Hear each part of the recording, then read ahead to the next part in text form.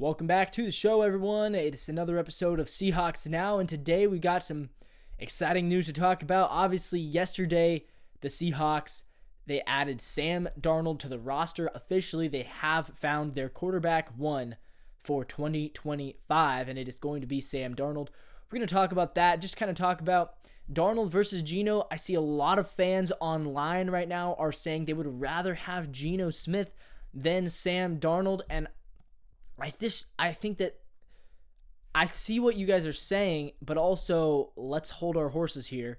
We're also going to talk about a couple of wide receiver options in free agency, a couple of former Browns receivers that are available in free agency, and the Seahawks, obviously they do need some more weapons, and we'll talk about, does Sam Darnold take the Seahawks out of the rookie quarterback contention?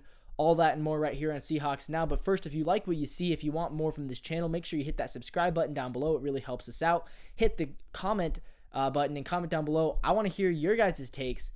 Do you think that Sam Darnold or Geno Smith is a better option? That's what we're talking about right now. Would you rather pay, specifically from the contract standpoint, would you rather pay Sam Darnold $33 million a year, or would you rather pay Geno $43 million a year? Because that is essentially what the question is. Obviously, as far as a player goes, I think Geno has shown more in his career. He's had more good seasons. Sam really has only had one good season, which was last year. Geno has probably had 2 or 3 good seasons, depending on how whether you think this year was good, whether you think last year was good. Certainly his first year in Seattle was a great season. But the question obviously is, it's not just about talent. There's a lot of other things that come into play. For one, Sam is younger. Sam's 27, going to be 28. Geno is close to 35, going to be 36 by the time his contract is done. That's a big difference as far as age and ability goes. Geno, we think, is slowing down based off some of the numbers last year. Sam, we think, is just entering his prime and still has a lot to prove. Still has a lot to show. And last year was a prove-it year for Sam, and he did prove it. He did prove it. Now, you could say, well, in the playoffs, he didn't prove it. And that's true. In the playoffs, he kind of fell apart. But let's look at some numbers here. I think people don't understand just how good of a season Sam Darnold had last year.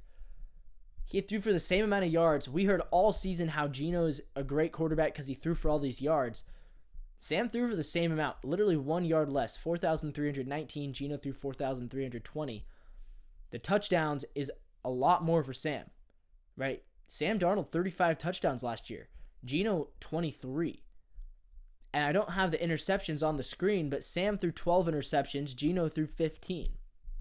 So Sam was almost at a 3-to-1 touchdown to interception ratio. That's really good. Sam also had a much better passer rating, 102.5 compared to Geno at 93.2. Again, Geno was not bad. 93.2 is a pretty good passer rating. 102.5, though, is excellent. And his completion percentage was less. That's where you could say Geno really makes his money with that completion percentage. Because Geno's completion percentage, no joke, 70.4. I think that was second in the league. It might have been first in the league. But a couple other things on there we don't have. Yards per attempt, Sam had him. Sam had a better yards per attempt. Sam also had a better record. Look, Sam went 14-3 and lost in the playoffs, but really 14-4. Geno went 10-7.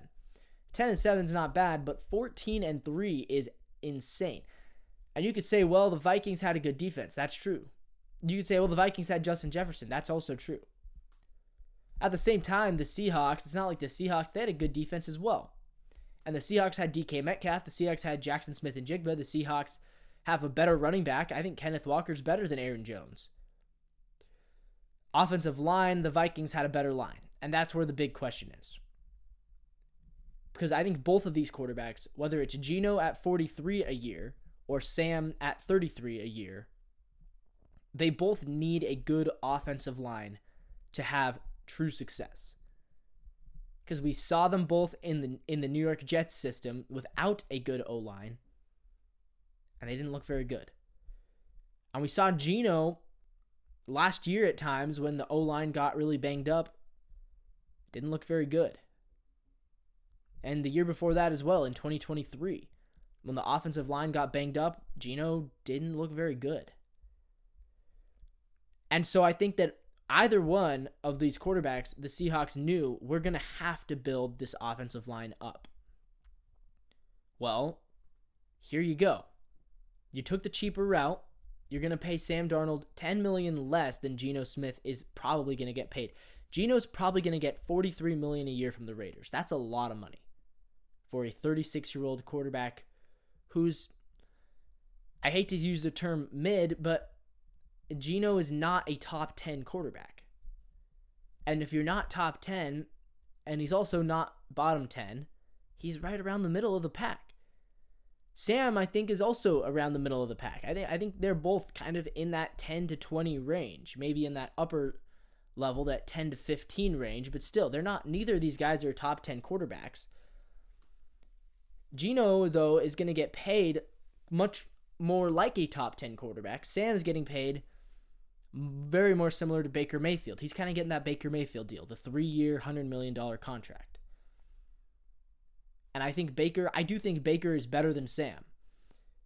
But I don't think it's that far. I don't think the gap has to be that far. There was a time when the Panthers chose Sam Darnold over Baker Mayfield. And obviously the Bucks, Baker went and lit it up with the Bucks and then did it again. So Baker's now had 2 years that he's proved it. Baker proved it and then proved it again. So the Seahawks are going to have to hope that Sam will do the same thing. He proved it last year. Can he prove it again next year? But the truth is, I think when you look at the price, I would rather pay Sam Darnold $33 than to pay Geno $43. All right, let's look at some wide receiver options.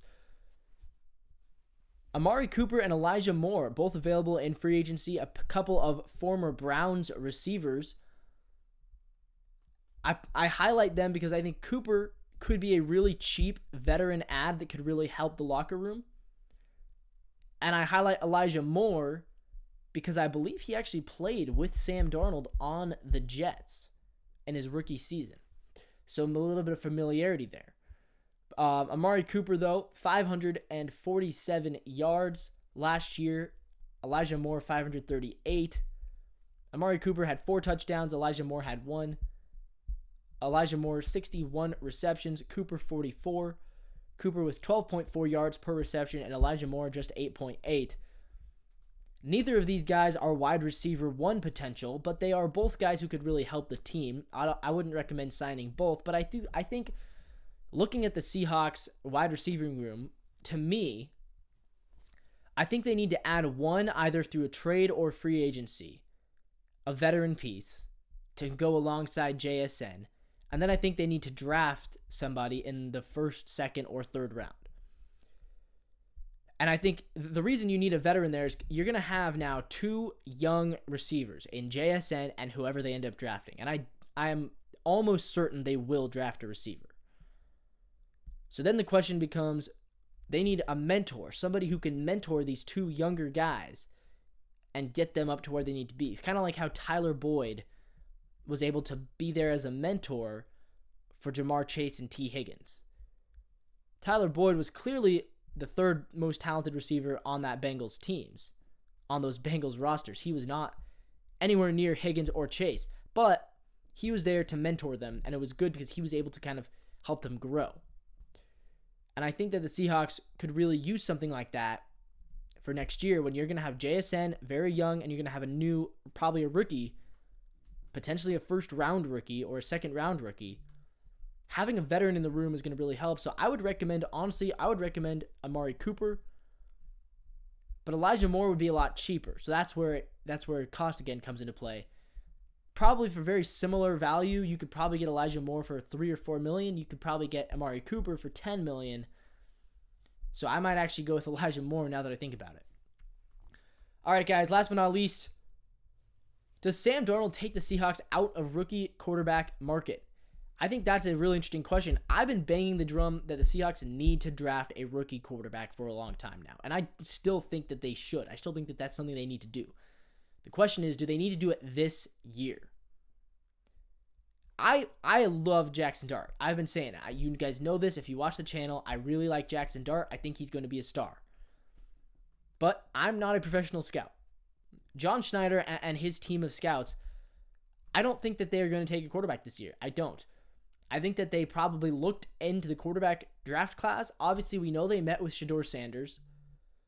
And I think they evaluated it and they said, we don't think that the guys we like will be available for us at 18. And that's why they signed Sam Darnold.